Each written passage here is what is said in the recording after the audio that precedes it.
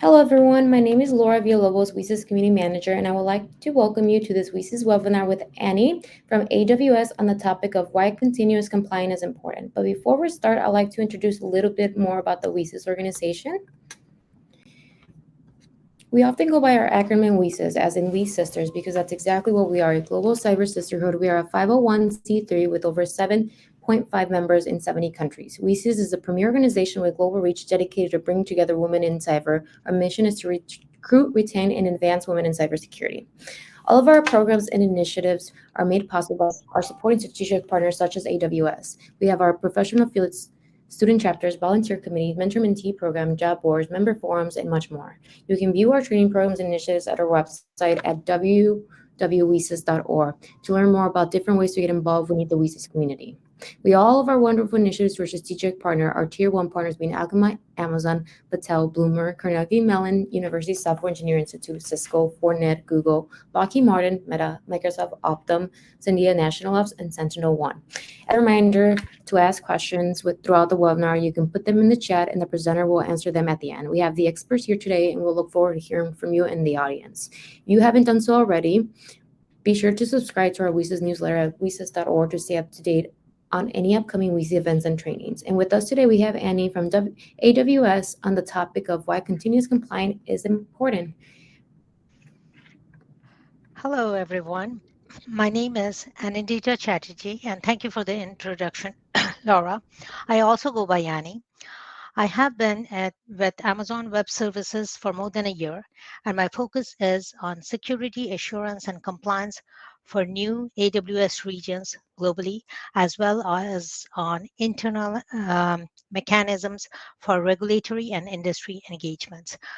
I did masters in engineering, and I have been working in engineering and management roles in different organizations.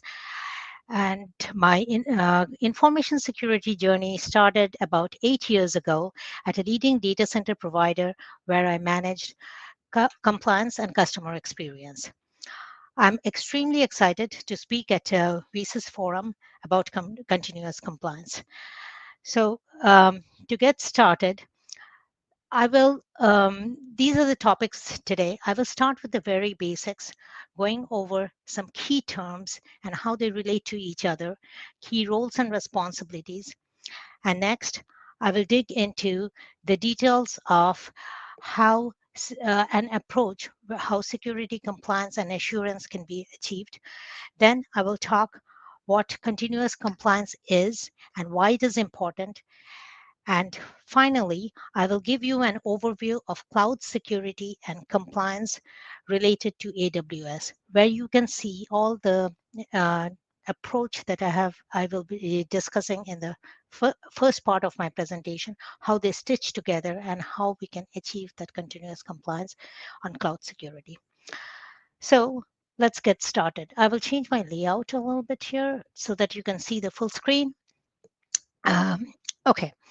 So the first, let's start with the basics.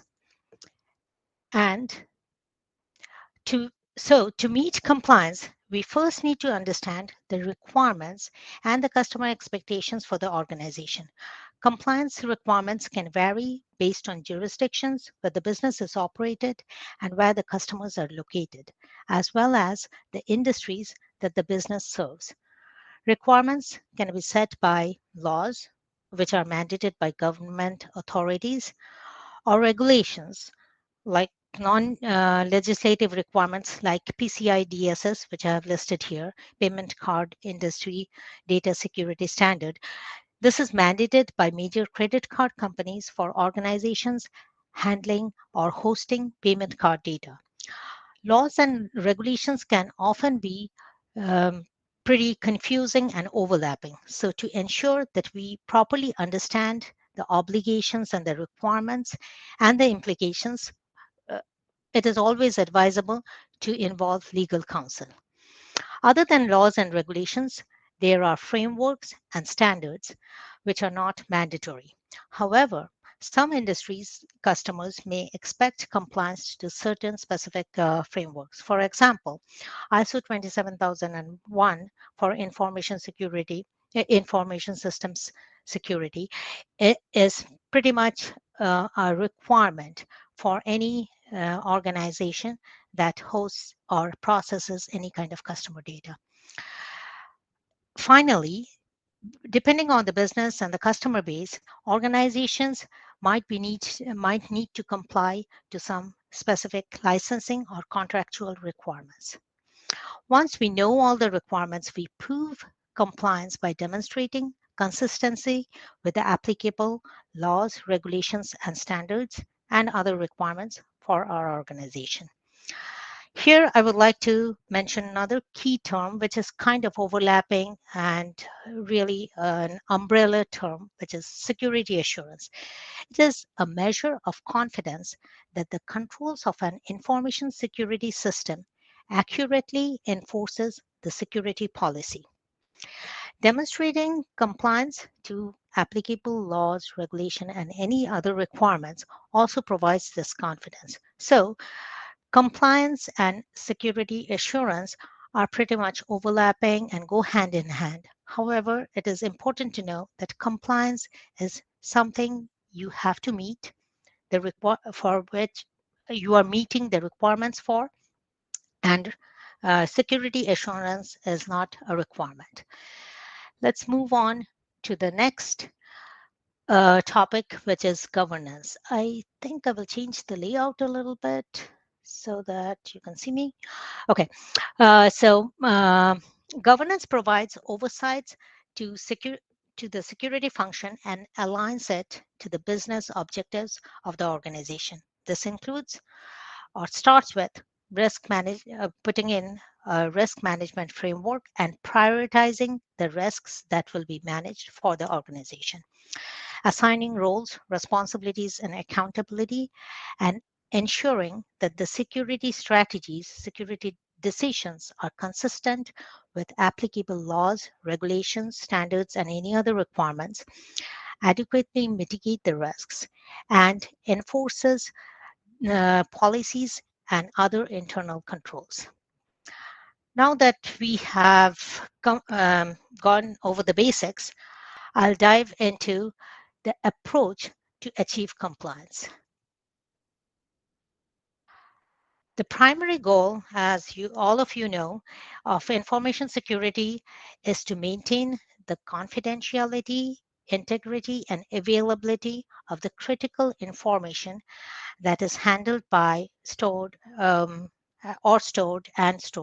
by your organization. To do this, or it is also called well known by the CIA, for confidentiality, integrity, and availability. We do this by assessing and managing risks. We start with identifying the critical assets for the organizations, the assets that hold, process, or transmit the sensitive data and the risks associated with the assets. Here are some other key terms. Risk is the presence of a vulnerability along with a corresponding threat. Threat is a force not within the control of the organization, which can jeopardize security. Vulnerability is a weakness in security that the threat exploits to undermine CIA. Once we have identified the risks, the next step is to prioritize risks. Uh, Generally, it is based on severity. Generally, it is done by mapping likelihood of it occurring and the impact it will have. Most organizations generally prioritize the risks, the material risks. Material risks are the ones which has the most impactful damage or effect on the organization, irrespective of their likelihood. And we manage risk with putting in security controls. They could be either safeguards to prevent the risk from occurring, or once the risk has already occurred, we can put in countermeasures to minimize the impact of the risk. Basically, the goal of risk management is to provide the greatest protection to maintain CIA at the lowest cost. And that is why we prioritize the risk as well as we choose the controls so that they justify the cost of putting in the controls versus the risks that they are mitigating. This brings us to another key term, security posture. It is a measure of the effectiveness of the organization's risk assessment process and maturity of its security control. Moving on to the security controls, when considering security controls, we need to ensure that they are compliant to applicable laws, regulations, standards, or any other requirements relevant to the business. They are relevant to the prioritized risk for the organization, currently adequate to mitigate the risks, and legally defensible. That means they are documented. There are documented policy, security policies, and security rationale of the security decision, and there is logging to provide evidence. For example, logging of events and activities can show adherence to the security policy as well as any deviation from that or any intrusion, proof of any intrusion, and provide evidence for compliance audit. Also, when choosing security control, we generally apply multiple controls in series to achieve defense in depth for one control objective. And this is done by choosing multiple control types for different purposes. For example, for the same security objective, we can have a preventative, deterrent, and detective. So we can have a network firewall, then we can have an intrusion prevention system. So the controls, there you can also have different categories of controls generally used in defense in depth. Managerial, technical, or physical. Managerial, administrative, or directive are the policies, procedures, assurance training. Technical are, for example, logical access control. Physical, like a perimeter security fence. Once we have chosen the controls, have approved and implemented, then we need to validate and test the control effectiveness. This, at a minimum, needs to be done through internal assessments. To provide security assurance, we need a third-party assessment. And for compliance certification and accreditation, audits generally need to be performed by appropriate accredited third parties. That takes us to the topic of continuous compliance.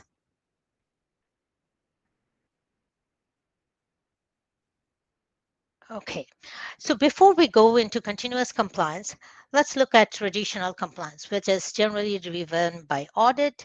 It's a reactive approach.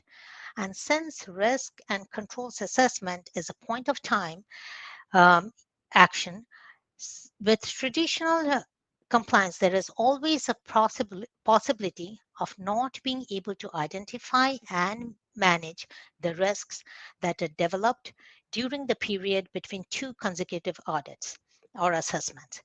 As I mentioned before, controls have to be relevant, current, and legally defensible to maintain a good security posture and to be compliant. And this is where continuous compliance or the proactive approach comes in. It starts with establishing a compliance framework, mapping controls to multiple requirements and risks, and including cross references to the control documentation. And this helps in non-redundancy of audits, mapping controls with evidence to demonstrate compliance and the security posture of the company. We also have to keep track of changes, and changes can be related to business changes. For example, the business is scaling to a new jurisdiction or acquiring customers in a new regulated industry, or mergers, acquisitions, divestitures, or it could be system related. This could be planned changes or unintentional or intentional but unauthorized, or external, that is, new laws, regulations, or frameworks that we need to adhere to. So, with all these changes comes in new requirements and risks. We need to assess and incorporate all these new requirements and risks into the compliance framework. This will drive update of the applicable controls and assessing them again for effectiveness and compliance. And to make this keep all our controls relevant, current, and legally defensible, we have to make this truly continuous, scalable, repeatable, efficient, and reliable. We need to make this process continuous and need to automate. And since we are talking about automation, one good example I would like to share with an example of cloud security. I will use my company, AWS, as a case study. Let's first look at compliance, how compliance is approached at AWS. It starts with well architected systems that have built in security and controls to enable confidentiality, integrity, and availability, and highlight security, availability, and operational risks. Next, we are in constant engagement with auditors, expert auditors for who are experts on global, regional, and several regional and international standards and regulations. You can see this audit cycle on the left-hand side of this slide. So we are planning, meeting, and then through automation, we are always performing continuous self-assessment and monitoring. Having this visibility into who made what change and from where in near real time allows detection and detection of misconfiguration and non-compliance, and the ability to respond quickly to prevent risks from materializing. Finally, AWS security controls are validated by multiple third-party independent assessments to help satisfy compliance requirements for virtually every regulatory agency around the globe. So the overall audit cycle here of evidence collecting, proving, planning, and meeting with the auditors never really stops at AWS. On the next slide, you can see the controls that AWS customers inherit. These are just some examples of our certification, and at the end of this presentation, I will post the link where you can look up all our compliance programs. Moving on to operating on the clouds. When adopting cloud solutions, security is a shared responsibility. And here you can see the AWS shared responsibility model. AWS takes care of security of the cloud by employing the same security as in traditional data centers: the physical infrastructure, actual compute, building blocks, separation of networks, and isolation of hardware and storage. Customers take care of the security in the cloud based on the cloud services they select. And AWS provides several tools and services to help build secure and compliant workload in the cloud. Compliance follows the same shared responsibility pattern. Customers inherit the compliance of the cloud from AWS, the, and that includes all the certificates that we have, and they can access it through AWS Artifact. Compliance customers are responsible for ensuring their applications are also compliant. They can bring in their own security control mapping and compliance requirements and run it on AWS. So let's look at some of the tools and services that AWS provides for security and to reach continuous compliance. Customers can leverage the AWS well architected by answering some questions about their architecture and reviewing the answers against the 6 pillars listed here established by the framework. And they also have access to videos and documentation on key concepts, design principles, best practices to help them implement a secure, scalable, high performing, resilient, and efficient infrastructure. You have seen the security pillar here, and that's what I will show you in the next slide.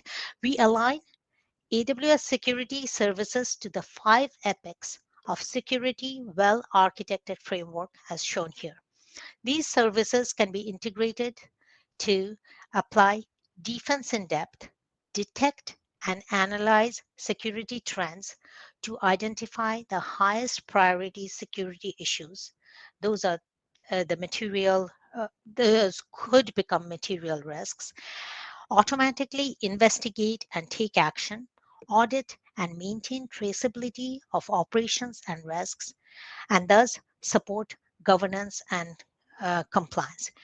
What you see here are just some examples, not a comprehensive list of some tools uh, that are offered for each of the epics. On the very right hand side is governance and compliance. I covered AWS Artifact, which helps customer access the AWS compliance programs as well as the certificates, our certificates, and inherit them. AWS Audit Manager helps map customer usage and controls with frameworks, automates evidence collection, and generates audit ready reports, and hence aids governance and continuous compliance. Let's move on to the first epic. Here are some uh,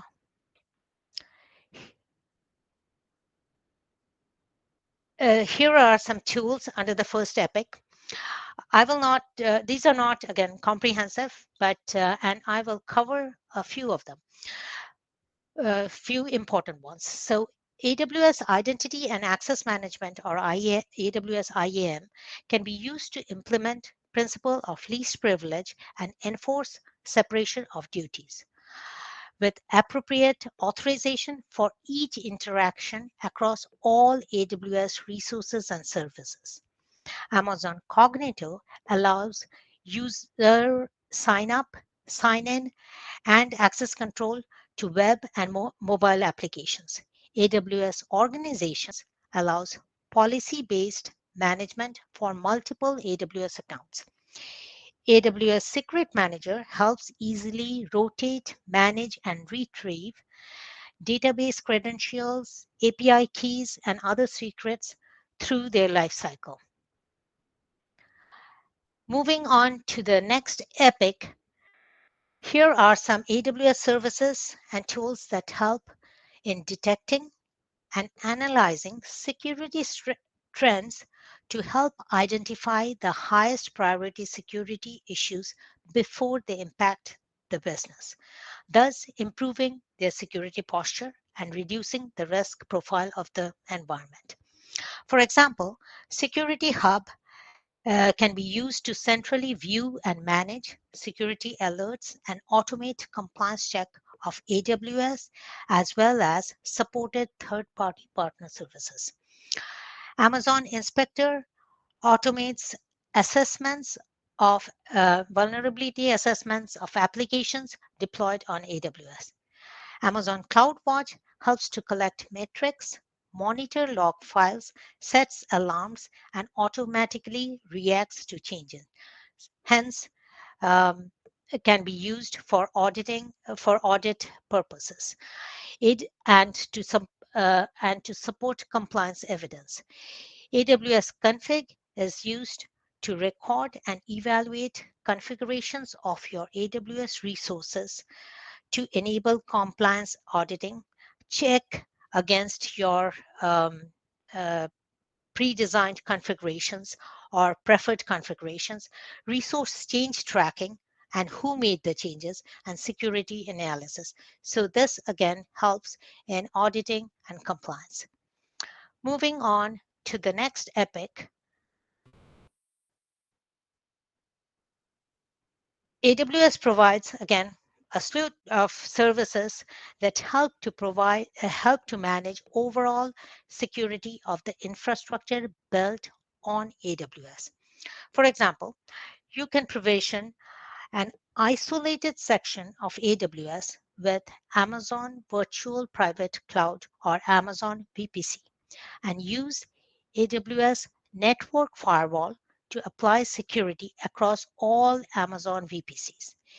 AWS Shield provides managed protection from distributed denial of service for web applications that run on AWS.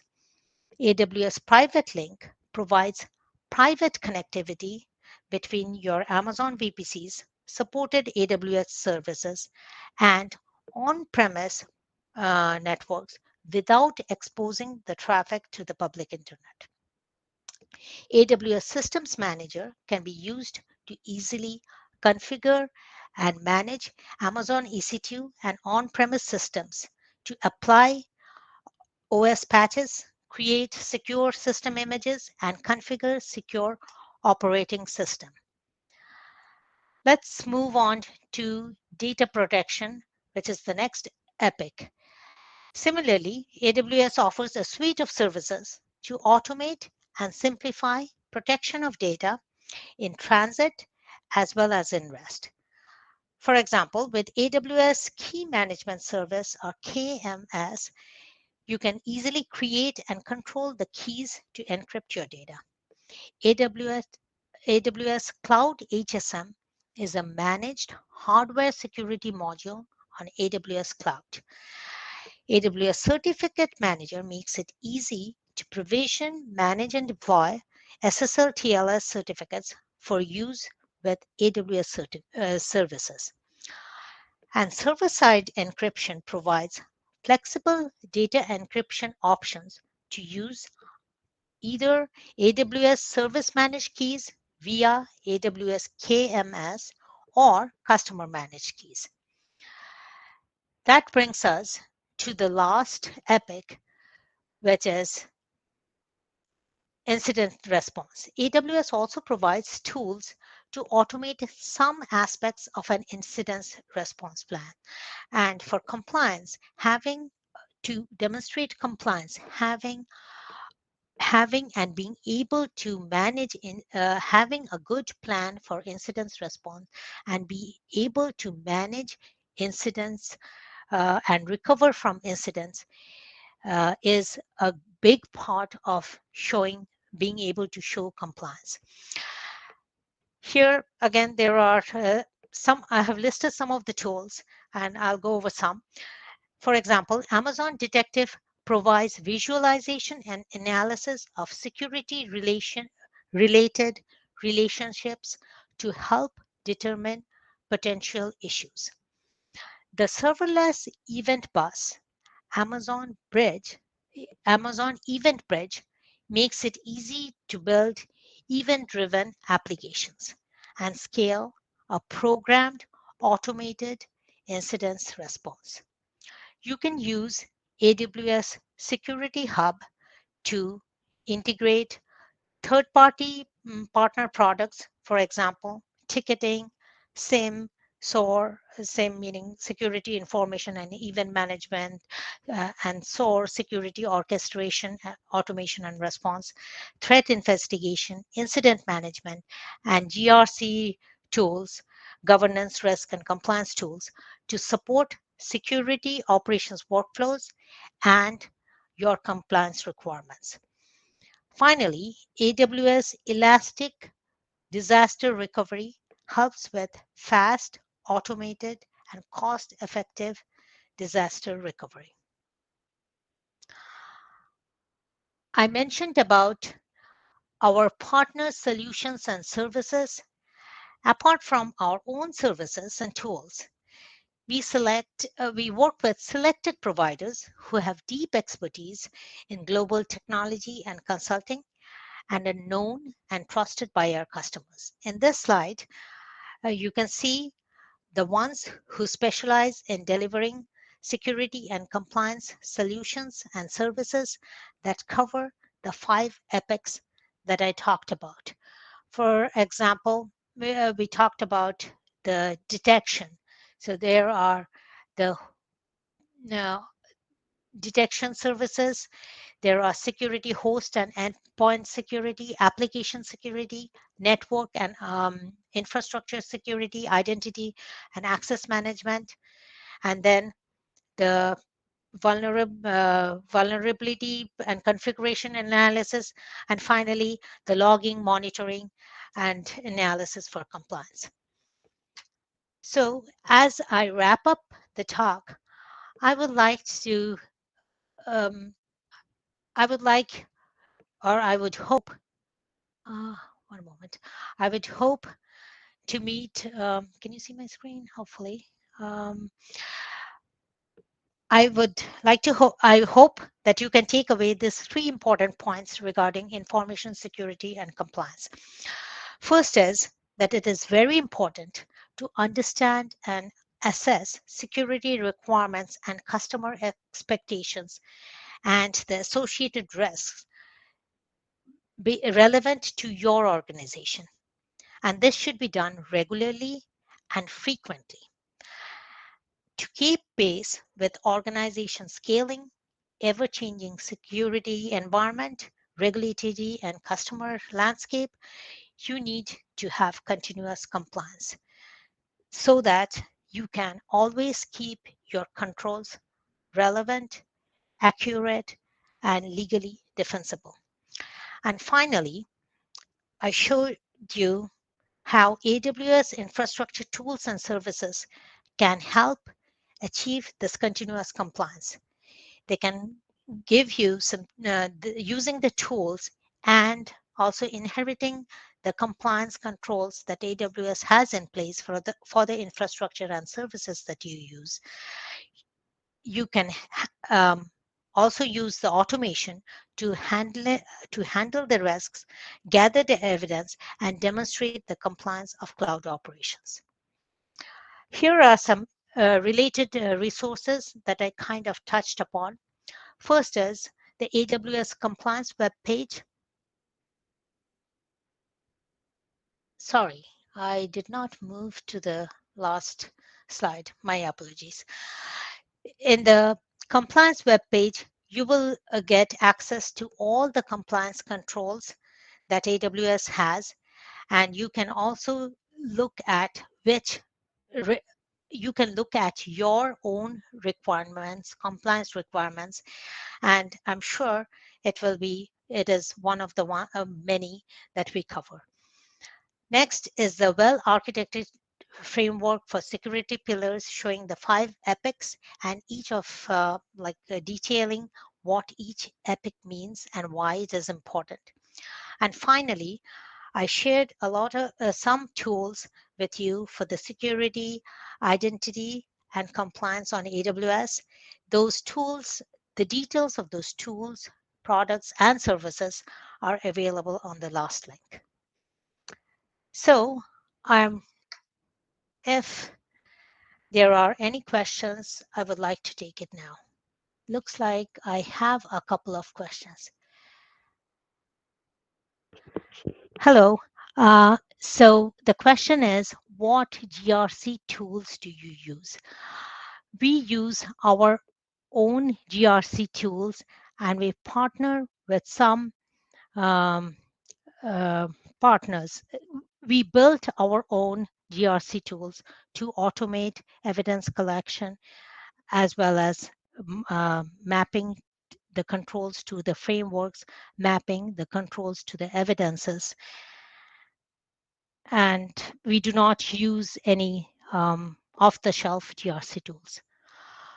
The next question is, How does AWS handle the competing requirements of different compliance frameworks? It is each framework, such as ISO, PCI, SOC 2, etc., supported by a separate SMA team, or do you have a central framework that captures all requirements? Test once, use many. Okay, can you please elaborate?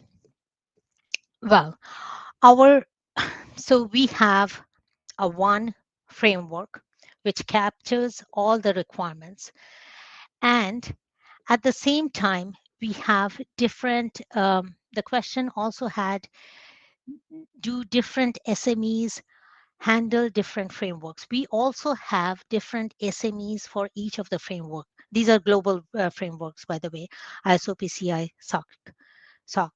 So we have SMEs for each global framework.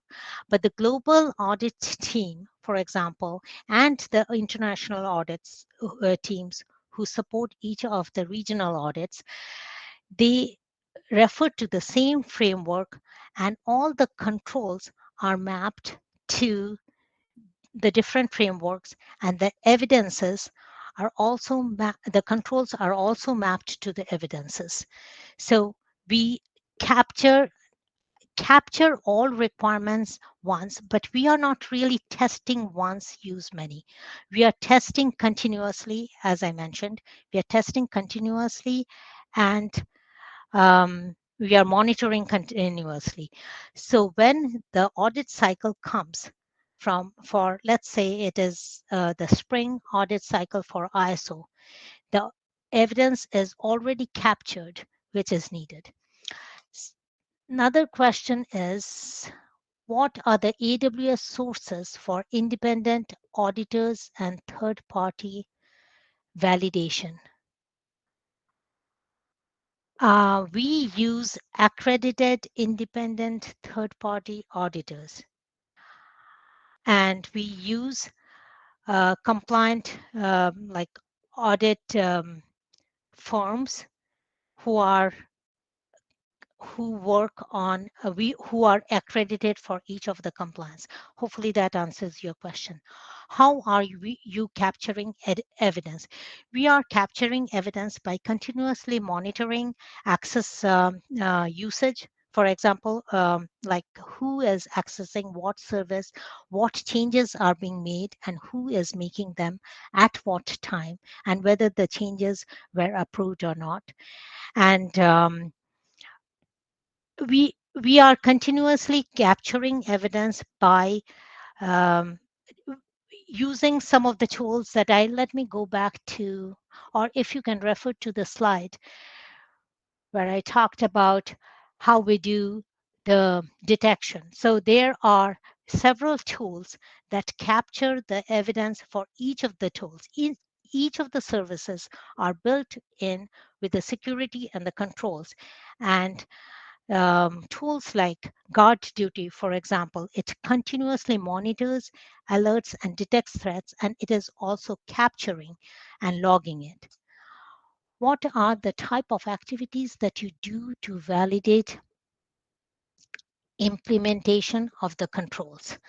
So to validate the implementation of the controls, we are always comparing with the control frameworks, the controls based on the frameworks that we are aligning to. And is that all?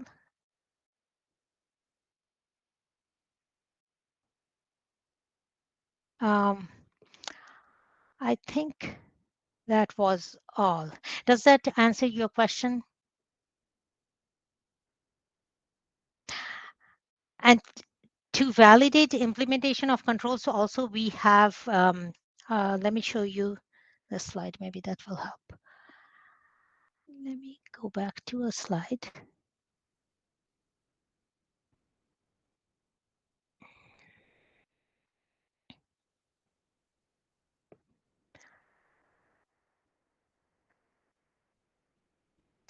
So for example, we have for compliance services, you have to show that you are having a disaster recovery plan.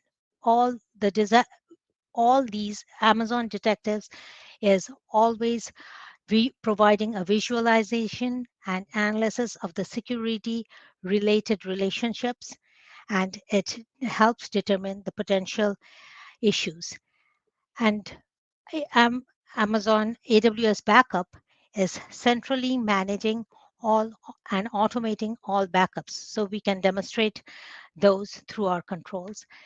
Um, to another, and mainly it is about access control, security of the services, and our response and mitigation. Finally, I think there is one more question that I did not answer. What type of? Oh, okay. Auditors and third-party validation. Yes, we have third-party validation. We are continuously self-assessing, and we are using third-party auditors, and we do third-party validation. And depending on the control, for example, for SOC, you need an accreditation. For ISO, compliance to ISO, you need to have a certification audit by an ISO accredited certification body, and that's what we do. For mapping of controls, so yes, we do use some compliance mapping like UCF, but we also have our internal mapping framework, which we use to map all so that we can keep up with changes in regulations. We map controls using our own framework. It is not at all a manual effort. So there is a question on, for mapping of controls, do you use a tool like UCF, or was that done as a manual effort? So our mapping of controls is not done as a manual effort. We do use UCF as for research purposes, but we have our own framework for control mapping. We have created our own framework for control mapping, and it is not a manual effort. Hope that answers. And let me see, there are some other questions. If someone wanted to learn more about these security controls and their applications in a more hands-on approach, would AWS well-architected labs be the best way to go? Yes, AWS offers a lot of labs and training. AWS well-architected labs would be the starting point. But if you want to deep dive into the security module, for example, we have labs specifically for the security pillar of AWS Well Architected. Thank you for your presentation and the insights you provided. Much appreciated. Thank you very much. And I really enjoyed. Oh, sorry, there are some other questions. Let me see. Um,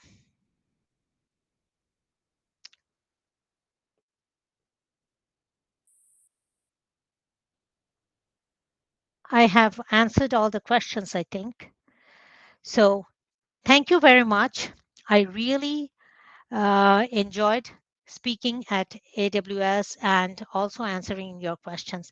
So before I end, I just want to make sure that yes, there are not just the links that I provided. If you go to the links, you will also be able to see the trainings that are available. And if you want to learn more, I'm always available. Please let me know. You will have my contact information. You can reach out to me on LinkedIn or directly, and I can point you to the correct resources to learn more about each of the security services, how we approach governance and compliance at AWS, and also like how do we do our compliance attestation. So that those information again will be available on the key takeaway um, slide here under compliance, under security pillar, and for the tools regarding security, identity, and compliance. So thank you very much and have a great day. Bye bye.